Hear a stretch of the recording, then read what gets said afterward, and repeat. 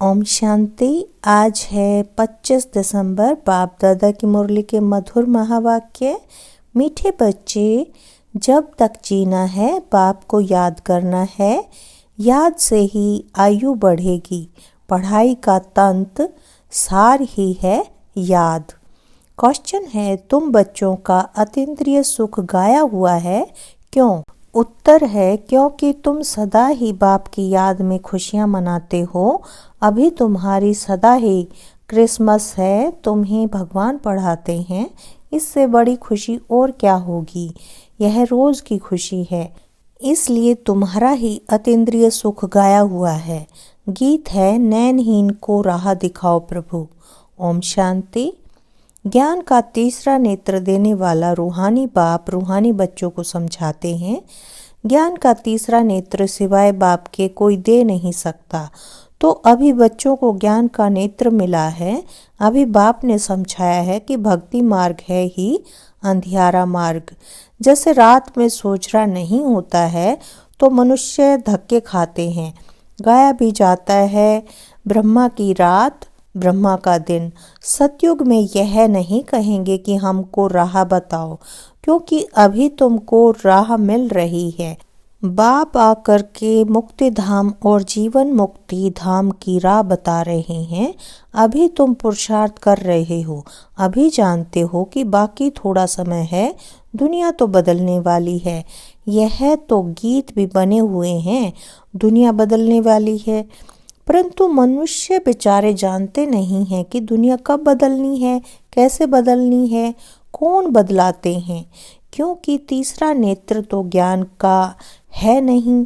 अभी तुम बच्चों को यह तीसरा नेत्र मिला है, जिससे तुम इस सृष्टि चक्र के आदि मध्यांत को जान गए हो, और यही तुम्हारी बुद्धि में ज्ञान की सैक्रीन है। जैसे थोड़ी सी सैक्रीन बहुत मीठी होती है, वैसे यह ज्ञान के 2 अक्षर मनमना भाव, यही सबसे मीठी चीज है। बस बाप को याद करो। बाप आते हैं और आ करके रास्ता बताते हैं। कहाँ का रास्ता बताते हैं? शांति धाम और सुख धाम का। तो बच्चों को खुशी होती है। दुनिया नहीं जानती है कि खुशियाँ कब मनाई जाती हैं। खुशियाँ तो नई दुनिया में मनाई जाएंगी ना। यह तो बिल्कुल कॉमन बात है कि पुरानी दुनिया में खुशियाँ कहाँ से आई। पुरानी दुनिया में मनुष्य त्राही त्राही कर रहे हैं, क्योंकि तमो प्रधान है। तमो प्रधान दुनिया में खुशियाँ कहाँ से आई? सतयुग का ज्ञान तो कोई में भी नहीं है, इसलिए बेचारे यहाँ खुशियाँ मनाते रहते हैं। देखो, क्रिसमस की खुशियाँ भी कितनी मनाते हैं। बाबा तो कहते हैं कि अगर खुशियों की बात पूछनी हो तो गोप गोपियों से, मेरे बच्चों से पूछो, क्योंकि बाप बहुत सहज रास्ता बता रहे हैं। गृहस्थ व्यवहार में रहते हुए, अपने धंधे धोरी का कर्तव्य करते हुए कमल फूल के समान रहो और मुझे याद करो। जैसे आशिक माशूक होते हैं ना, वह भी धंधा धोरी करते 1-2 को याद करते रहते हैं। उनको साक्षात्कार भी होते हैं। जैसे लैला मजनू, हीर रांझा, वो विकार के लिए 1-2 के आशिक नहीं होते हैं। उनका प्यार गाया हुआ है, उसमें 1-2 के आशिक होते हैं। लेकिन यहाँ वह बात नहीं है। यहाँ तो तुम जन्म जन्मांतर उस माशूक के आशिक ही रहे हो। वह माशूक तुम्हारा आशिक नहीं है। तुम उनको बुलाते हो यहाँ आने के लिए। हे भगवान, नैन इनको आ कर के राह बताओ। तुमने आधा कल्प बुलाया है। जब दुख ज़्यादा होता है तो जास्ती बुलाते हैं। जास्ती दुख में जास्ती सिमरण करने वाले भी होते हैं। देखो, अभी कितने याद करने वाले ढेर के ढेर हैं। गाया हुआ है ना, दुख में सिमरण सब करें, सुख में करे न कोई। जितना देरी होती जाती है उतना तमो प्रधान ज़्यादा होते जाते हैं। तो तुम चढ़ रहे हो, वह और ही उतर रहे हैं, क्योंकि जब तक विनाश हो तब तक तमो प्रधानता वृद्धि को पाती रहती है। दिन प्रतिदिन माया भी तमो प्रधान वृद्धि को पाती जाती है। इस समय बाप भी सर्वशक्तिवान है, तो माया भी फिर सर्वशक्तिमान इस समय में है, वह भी जबरदस्त है। तुम बच्चे इस समय ब्रह्मा मुख वंशावली ब्राह्मण कुल भूषण हो। तुम्हारा है सर्वोत्तम कुल, इसको कहा जाता है ऊंच ते ऊंच कुल। इस समय तुम्हारा यह जीवन अमूल्य है, इसलिए इस जीवन की शरीर की संभाल भी करनी चाहिए, क्योंकि 5 विकारों के कारण शरीर की भी आयु तो कमती होती जाती है ना। तो बाबा कहते हैं इस समय 5 विकारों को छोड़कर योग में रहो तो आयु बढ़ती रहेगी। आयु बढ़ते बढ़ते भविष्य में तुम्हारी आयु 150 वर्ष की हो जाएगी, अभी नहीं। इसलिए बाप कहते हैं कि इस शरीर की भी बहुत संभाल रखनी चाहिए, नहीं तो कहते हैं यह शरीर काम का नहीं है, मिट्टी का पुतला है। अभी तुम बच्चों को समझ मिलती है कि जब तक जीना है बाबा को याद करना है। आत्मा बाबा को याद करती है, क्यों? वर्षे के लिए। बाप कहते हैं तुम अपने को आत्मा समझकर बाप को याद करो और दैवी गुण धारण करो तो तुम फिर ऐसे बन जाएंगे। तो बच्चों को पढ़ाई अच्छी तरह पढ़नी चाहिए, पढ़ाई में सुस्ती आदि नहीं करनी चाहिए, नहीं तो नापास हो जाएंगे, बहुत कम पद पाएंगे। पढ़ाई में भी मुख्य बात यह है जिसको तंत्र कहा जाता है कि बाप को याद करो। जब प्रदर्शनी में या सेंटर पर कोई भी आते हैं तो उनको पहले पहले यह समझाओ कि बाबा को याद करो, क्योंकि वह ऊंच ते ऊंच हैं। तो ऊंचे ते ऊंचे को ही याद करना चाहिए, उनसे कम को थोड़े ही याद करना चाहिए। कहते हैं ऊंचे से ऊंचा भगवान, भगवान ही तो नई दुनिया की स्थापना करने वाले हैं। देखो बाप भी कहते हैं नई दुनिया की स्थापना मैं करता हूँ, इसलिए तुम मुझे याद करो तो तुम्हारे पाप कट जाएं। तो यह पक्का याद कर लो, क्योंकि बाप पतित पावन है ना। वह यही कहते हैं कि जब तुम मुझे पतित पावन कहते हो तो तुम तमो प्रधान हो, बहुत पतित हो, अभी तुम पावन बनो। बाप आकर के बच्चों को समझाते हैं कि तुम्हारे अभी सुख के दिन आने वाले हैं, दुख के दिन पूरे हुए हैं। पुकारते भी हो हे दुख हरता सुखदाता, तो जानते तो हो ना कि बरोबर सतयुग में सब सुखी ही सुखी हैं। तो बाप बच्चों को कहते हैं कि सभी शांति धाम और सुख धाम को याद करते रहो। यह है संगम युग, खिवैया तुमको पार ले जाते हैं। बाकी इसमें कोई खिवैया या नैया की बात है नहीं, यह तो महिमा कर देते हैं कि नैया को पार लगाओ। अब एक की नैया तो पार नहीं लगनी है ना, सारी दुनिया की नैया को पार लगाना है। यह सारी दुनिया जैसे एक बहुत बड़ा जहाज है, इनको पार लगाते हैं।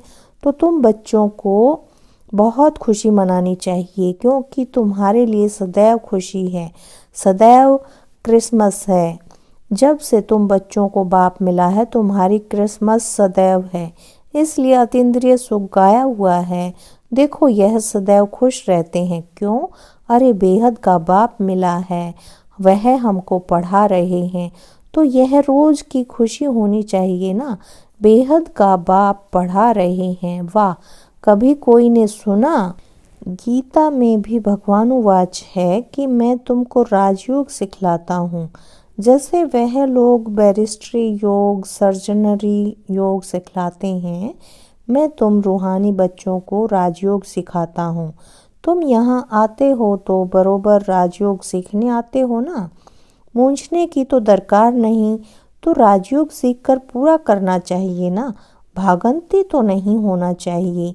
पढ़ना भी है तो धारणा भी अच्छी करनी है। टीचर पढ़ाते हैं धारणा करने के लिए, हर एक की अपनी अपनी बुद्धि होती है, किसकी उत्तम, किसकी मध्यम, किसकी कनिष्ठ।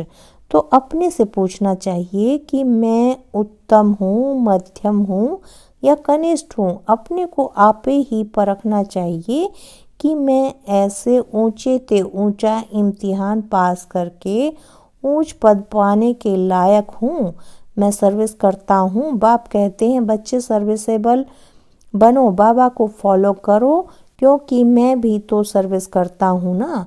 आया ही हूँ सर्विस के लिए और रोज रोज सर्विस करता हूँ, क्योंकि रथ भी तो लिया है ना, रथ भी मजबूत अच्छा है और सर्विस तो इनकी सदैव है।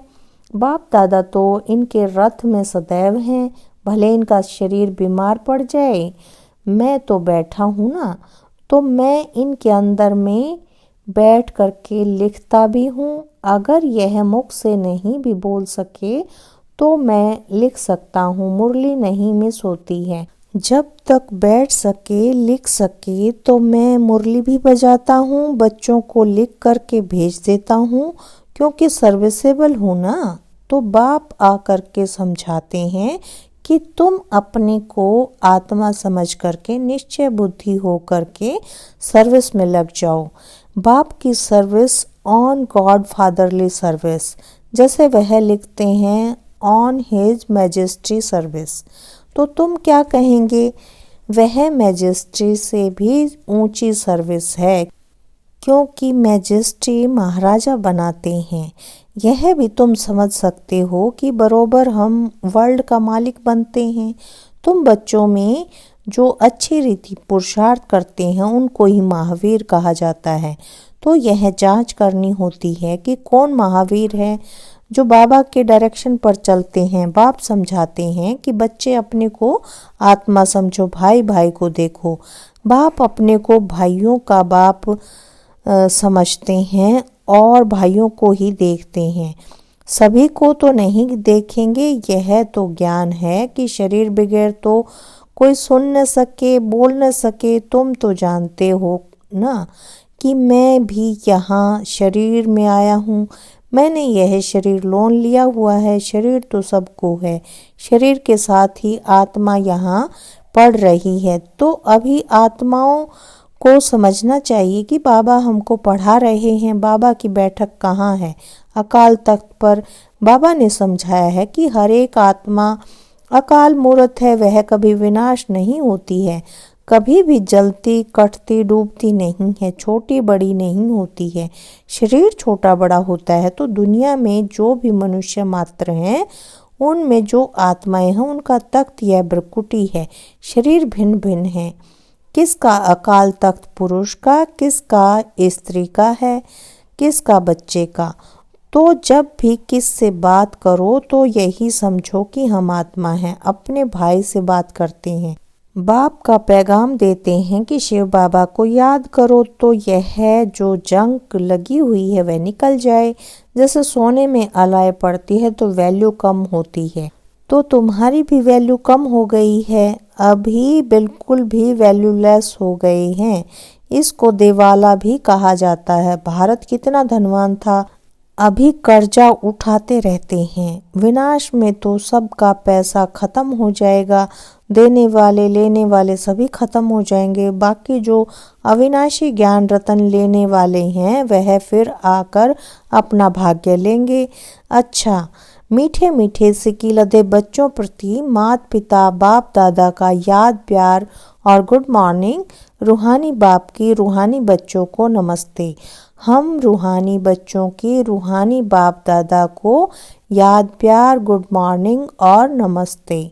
धारणा के लिए मुख्य सार है। पहला पॉइंट, बाप को फॉलो कर बाप के समान सर्विसेबल बनना है।